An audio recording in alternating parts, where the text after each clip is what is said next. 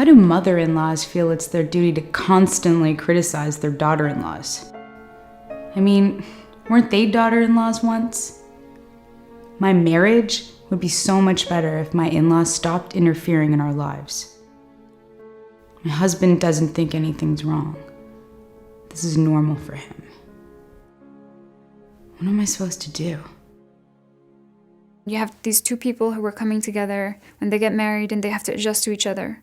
And then that person who's coming to the extended family not just has to adjust to the husband or the wife, but has to adjust to everybody else. It's a common problem, and it causes a lot of ills, a lot of pains in marriage. When you get married, you have to realize that you're getting married into a tribe, and that you're entering into tribal relationships, and hopefully not tribal war.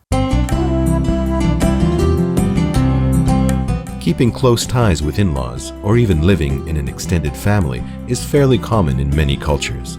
While in-laws can be a great source of support, interference from in-laws can cause a variety of problems. The interference of the in-laws on the relationship starts to take away from that sense of emotional connection and togetherness that they have, that sense of what I say, their sense of we-ness. The wife, of course, cannot stand the mother-in-law cannot stand the wife. Is it possible to have family together? Yes, it's possible. Does it work? Most of the time, it does not work. Part of being married and being married with in-laws, maybe perhaps even living within the same household, is gaining maturity around understanding when my in-laws can be most helpful and when it is as a couple that we need to find private moments, that we need to, take this discussion upstairs to the bedroom, to the basement apartment, or now is a good time for us to go for a walk or drive.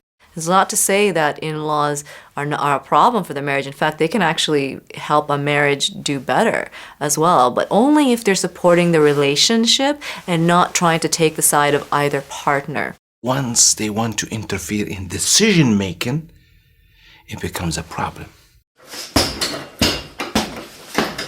If my wife loves me and my mom loves me, why can't they get along for my sake? They're having a tug of war, and I'm the stupid rope. I wish my wife could see how this is affecting me. What am I supposed to do?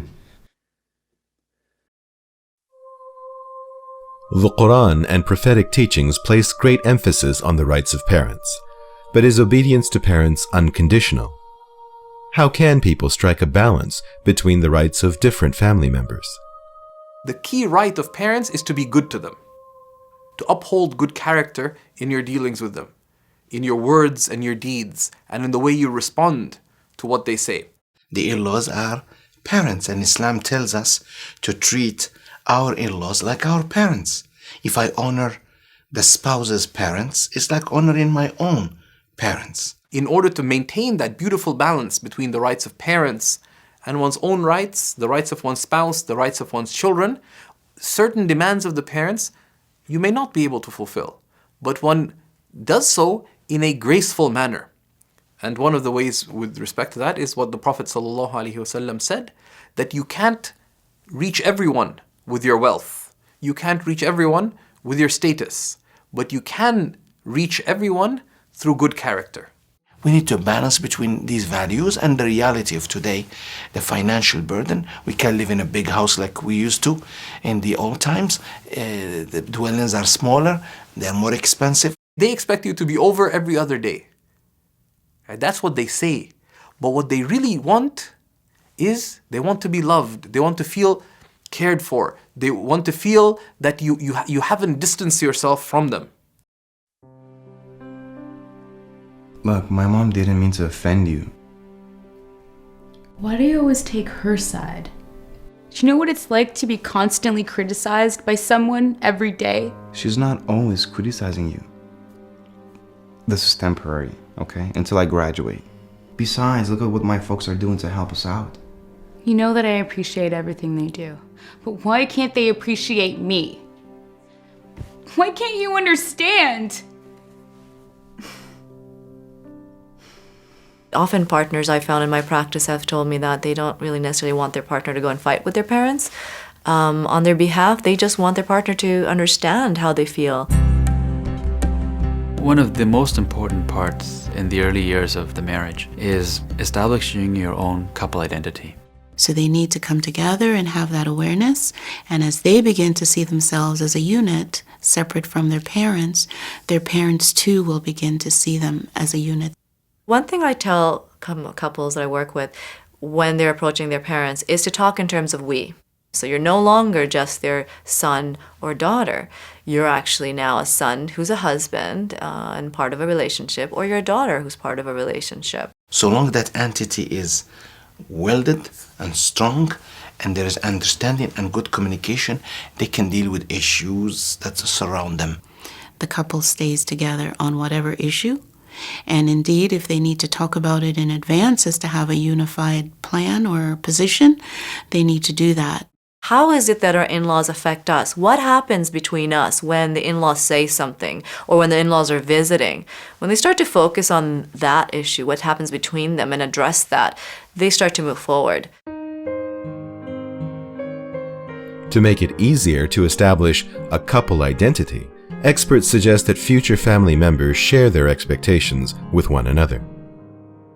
I think it's important in the beginning that the couples sit down with the in-laws, even before the marriage, and have discussions so that the in-laws realize that marriage is maybe something different than what they culturally perceive it to be. And so right from the beginning, have a discussion, set parameters, and so then it's more cooperation between the two sides. A common mistake that couples make is to take their personal marital problems to their parents.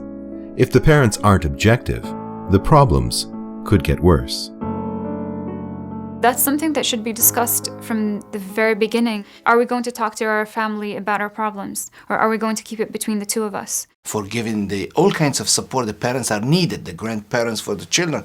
However, to make a judgment, to do dispute resolution between two contending parties, they cannot do it. They're one person's parents and not the others, and so it's not easy for them to give advice and support that would be objective, and that's important to keep in mind. Say, for example, you go to an imam or you go to a counselor, that person will give you advice in an objective way, and then you may never have to see that person again. When we see successful couples, on the one hand, we see a couple who is beginning to define who they are and how they'd like to be, but it's often combined with a family that begins to let go and says, go ahead and establish something which is new and different than what we imagine it to be, but which is something that you would like it to be.